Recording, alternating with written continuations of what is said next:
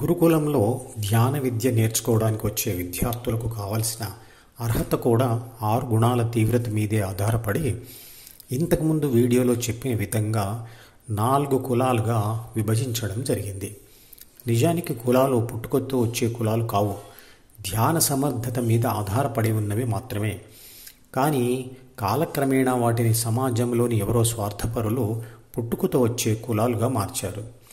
ఈ 6 గుణాల తీవ్రత గరిష్టంగా ఉన్న వ్యక్తి పుట్టుకతో బ్రాహ్మణుడైనా సరే అతను శూద్రుడే, పుట్టుకతో శూద్రుడైనా సరే అతను ధ్యానం చేస్తూ బ్రాహ్మణుడు కావచ్చు. పుట్టిన పిల్లలకి దేవతాతత్వం ఉన్నా కూడా చుట్టూ ఉన్న పరిస్థితులతో లేదా ప్రకృతి ప్రభావంతో అది రాక్షస గుణంగా మారవచ్చు. అందుకే ధ్యానం చిన్నతనంలోనే నేర్పించడం మంచిది. ఉపనయనం ఉద్దేశం కూడా అదే.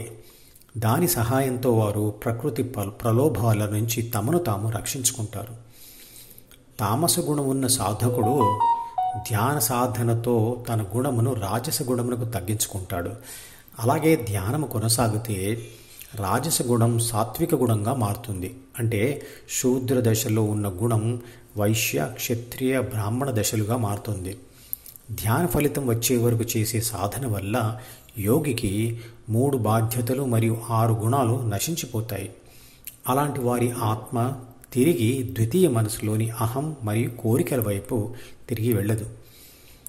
ఈ మార్పు లోన జరిగేది కదా, అది మనకు బయటకు ఎలా తెలుస్తుంది అంటే ప్రపంచానికి మనం ఇచ్చే ప్రతిస్పందన ద్వారా, అంటే మన స్వభావం ద్వారా లేదా మన ప్రవర్తన ద్వారా తెలుస్తుంది. ధ్యానంలో 13వ అధ్యాయం 7వ శ్లోకం నుండి 11వ శ్లోకములలో వివరించిన లక్షణాలు దశల వారీగా వస్తాయి. అందుకే ధ్యానంతో వచ్చే లాభాలు కూడా దశల వారీగా పెరుగుతూ ఉంటాయి.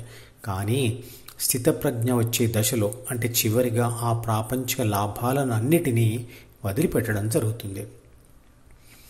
సాధన తీవ్రత పెరిగిన కొద్దీ ఆసక్తి పెరుగుతూ ధ్యాన సమయం మరియు ధ్యాస తీవ్రతను పెంచుతూ పోతాడు సాధకుడు. అందువల్ల ఇతర ప్రాపంచిక విజయాలతో పాటుగా 6 గుణాలలో అభివృద్ధి చెందుతూ మానసిక శాంతి, ఆనందం పెరుగుతాయి. ప్రాథమిక మనసులోని 6 గుణాలలో ప్రతి గుణం వల్ల ద్వితీయ మనసులో 2 రకాల, అంటే గెలుపు మరియు ఓటమి అనుభవం యొక్క కోరికలు మరియు సమాచారం వచ్చి చేరుతాయి. మనిషి లేదా ప్రాపంచిక ఆత్మ తప్పు పని చేసి గెలిస్తే మరోసారి ఆ తప్పు చేయాలనే రాక్షస కోరిక కలుగుతుంది.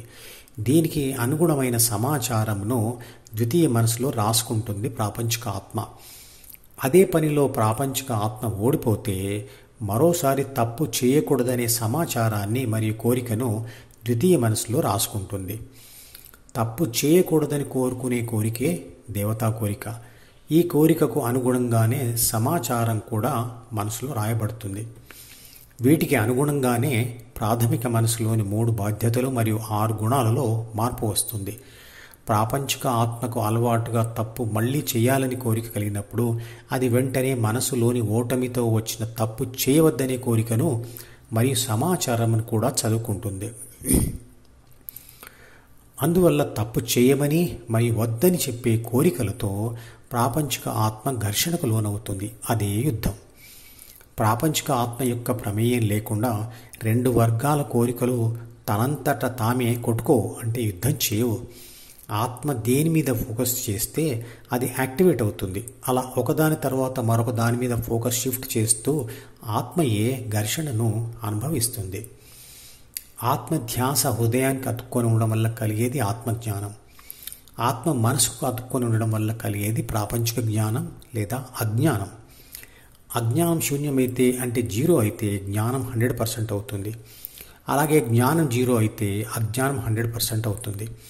అంటే ABC Dని పట్టుకుంటే అజ్ఞానం దొరుకుతుంది, లేదా Hని పట్టుకుంటే జ్ఞానం కలుగుతుంది. ద్వితీయ మనసు యొక్క Dలోని ధ్యాన కోరికతో పాటు ఇతర దేవతా కోరికలు పాండవులైతే, ఇతర రాక్షస కోరికలు కౌరవులు.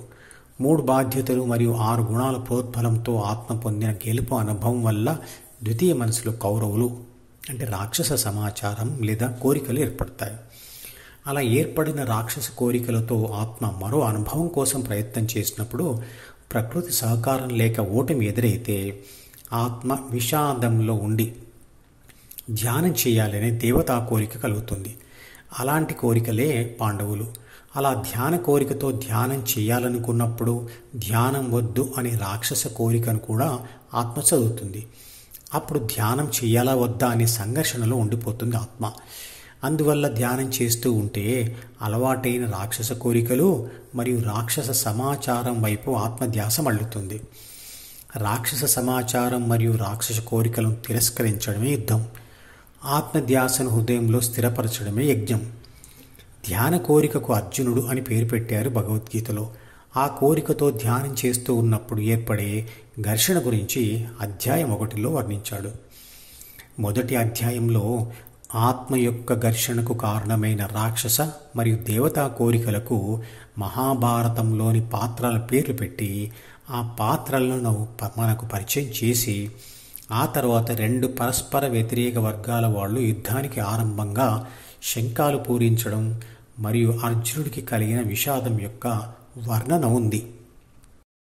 ఈ మధుపదం యూట్యూబ్ ఛానల్ వీడియోని సబ్స్క్రైబ్ చేసి గంట గుర్తును నొక్కి ఆల్ని సెలెక్ట్ చేసి ప్రతిరోజు యూట్యూబ్ ఓపెన్ చేసి అడుగున ఉన్న సబ్స్క్రిప్షన్ బటన్ నొక్కితే అన్ని లేటెస్ట్ వీడియోలు చూడవచ్చు.